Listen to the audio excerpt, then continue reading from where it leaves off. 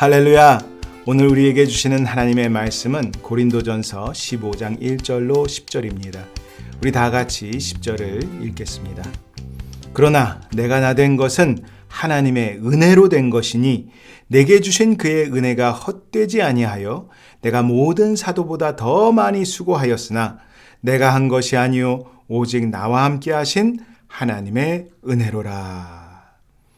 애굽에서 나온 이스라엘 사람들이 광야에서 만나를 먹고 살았습니다. 하나님이 밤에는 불기둥으로 낮에는 구름기둥으로 보호하시고 인도하여 주셨습니다. 만나와 불기둥과 구름기둥은 이스라엘 백성을 위한 하나님의 놀라운 기적과 은혜였습니다. 그러나 이스라엘 백성들은 하나님의 은혜를 인지하지 못했기 때문에 항상 불안해하고 불평하고 원망하며 살았습니다.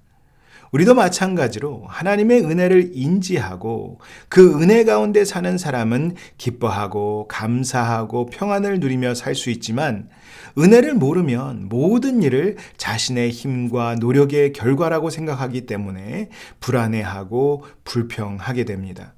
그러면 우리는 어떻게 하나님의 은혜 안에 살 수 있을까요?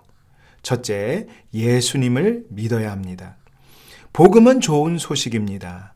하나님이 우리를 사랑하셔서 예수님을 보내주셨고 예수님이 십자가에서 죽으시고 부활하셔서 우리의 죄를 사하여 주시고 하나님의 자녀 삼아 주시고 영원한 생명을 주셨습니다. 우리는 은혜로 복음을 듣고 믿고 구원을 얻었습니다. 에베소서 2장 8절로 9절에 너희는 그 은혜에 의하여 믿음으로 말미암아 구원을 받았으니 이것은 너희에게서 난 것이 아니요 하나님의 선물이라. 행위에서 난 것이 아니니 이는 누구든지 자랑하지 못하게 함이라고 했습니다. 구원은 우리의 노력과 수고로 얻을 수 있는 것이 아닙니다. 성경은 모든 사람이 죄를 범하였고 하나님의 영광에 이르지 못한다고 했습니다. 그래서 우리가 아무리 애를 쓰고 깨끗하고 의롭게 살려고 노력해도 거룩하신 하나님께 갈 수 없습니다. 그런데 우리가 하나님을 찾을 수 없기 때문에 하나님이 우리를 찾아오셨습니다. 이것이 은혜입니다. 율법은 우리가 죄인이라는 것과 우리의 힘으로는 도저히 구원을 얻을 수 없다는 것을 깨닫게 합니다. 그런데 우리를 위해 죽으시고 부활하신 예수님을 믿으면 구원을 얻습니다. 요한복음 1장 17절에 은혜와 진리는 예수 그리스도로 말미암아 온 것이라고 했습니다. 바울은 하나님을 알기 위해 율법을 철저하게 공부하고 지키는 종교적인 사람이었습니다. 그래서 예수님을 믿고 은혜로 구원을 받는다는 사람들을 핍박하고 잡아 죽이려고 했습니다. 그런데 예수님은 바울을 만나 주시고 은혜의 복음을 전하는 사람으로 변화시켜 주셨습니다. 구원의 은혜를 깨달은 바울은 기쁨으로 복음을 선포했습니다.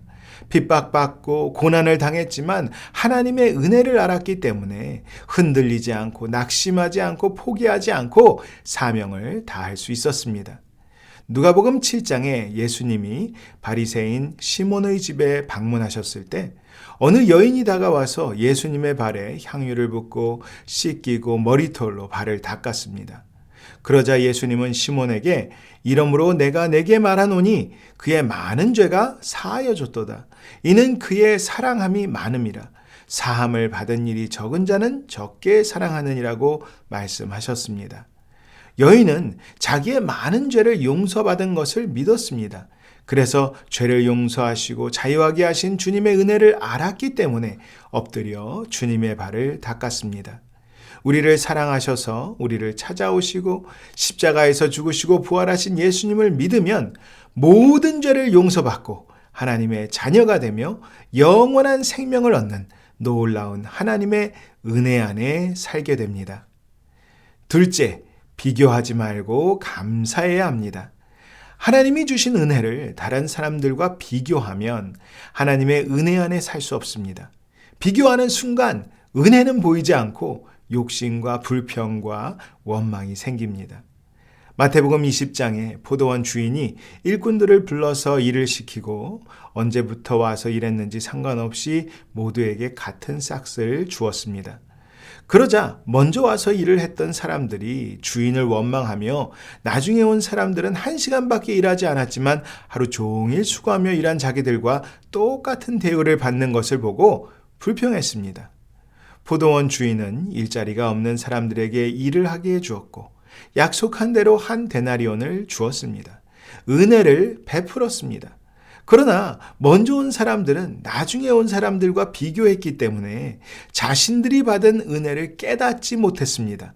그래서 감사하면 은혜가 보이고 비교하면 은혜가 보이지 않습니다.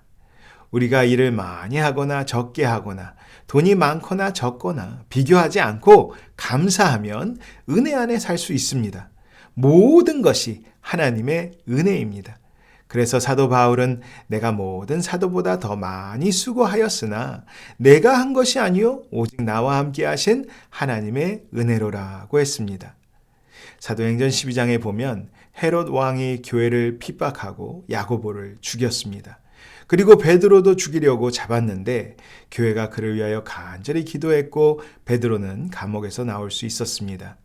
비교하는 사람은 야고보는 죽게 내버려 두시고 베드로는 천사를 보내서 살게 하신 하나님을 이해할 수 없기 때문에 불평할 수 있습니다. 그러나 감사하는 사람은 야고보가 주님을 위해 핍박을 받고 죽을 수 있었던 것도 은혜고 베드로가 감옥에서 죽지 않고 나올 수 있었던 것도 은혜라는 것을 인정합니다. 요한복음 21장에서 부활하신 예수님은 자신을 배신하고 떠나버린 베드로를 찾아가셔서 용서하여 주시고 회복시켜 주시고 나를 따르라고 말씀하셨습니다. 그리고 예수님을 위해 죽을 것이라고 하셨습니다. 그러자 베드로는 옆에 있던 요한은 어떻게 될 것인지 궁금해했습니다. 21절로 22절에 이에 베드로가 그를 보고 예수께 여짜오되 주님 이 사람은 어떻게 되겠사옵나이까? 예수께서 이르시되 내가 올 때까지 그를 머물게 하고자 할지라도 내게 무슨 상관이냐? 너는 나를 따르라 하시더라고 했습니다. 나중에 베드로는 십자가에 거꾸로 매달려 죽었다고 합니다. 그리고 요한은 섬으로 가서 환상을 보고 요한계시록을 기록했습니다. 그러므로 비교하지 않고 감사하면 우리 각자에게 주시는 은혜 안에 살 수 있습니다. 셋째, 겸손해야 합니다. 야고보서 4장 6절에 하나님이 교만한 자를 물리치시고 겸손한 자에게 은혜를 주신다고 했습니다.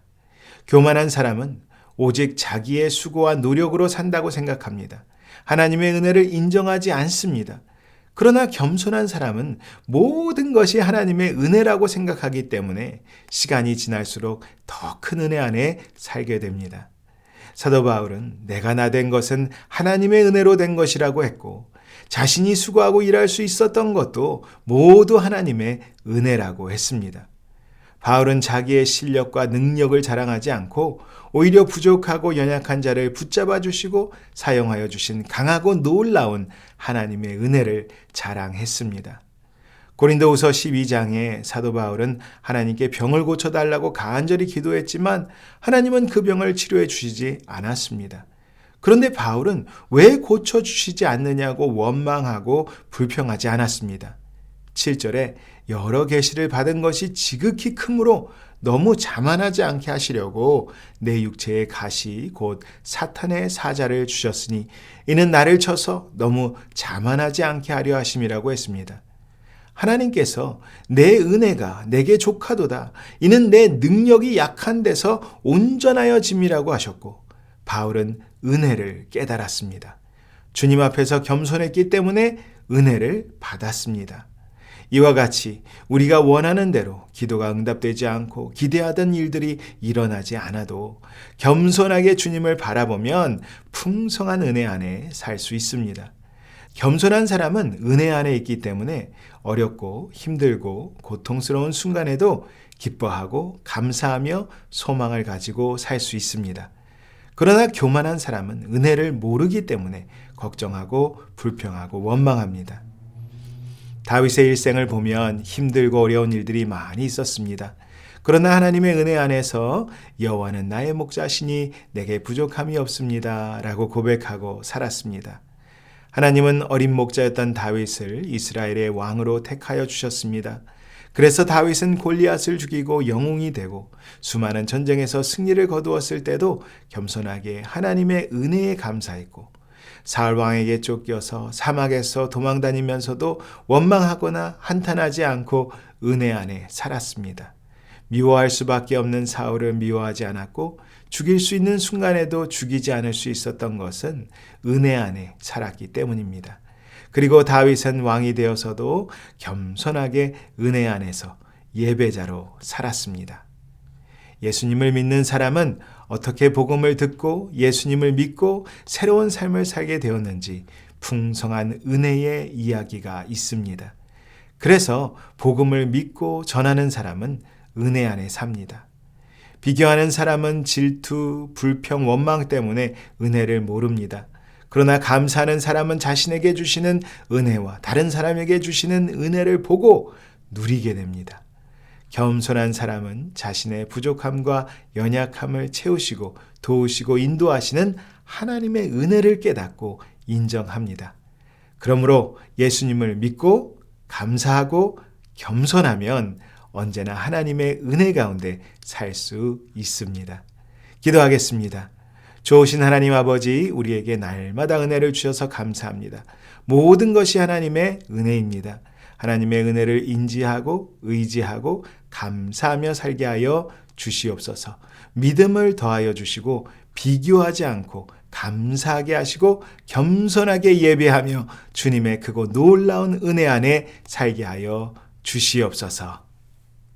이제는 우리 주 예수 그리스도의 크고 놀라우신 은혜와 하나님 아버지의 온전하고 영원하신 사랑과 성령님의 위로, 격려, 지혜, 능력과 인도하심이 하나님의 은혜 안에 살기로 결단하는 성도들과 교회 위에 지금부터 영원까지 함께 계실지어다. 아멘.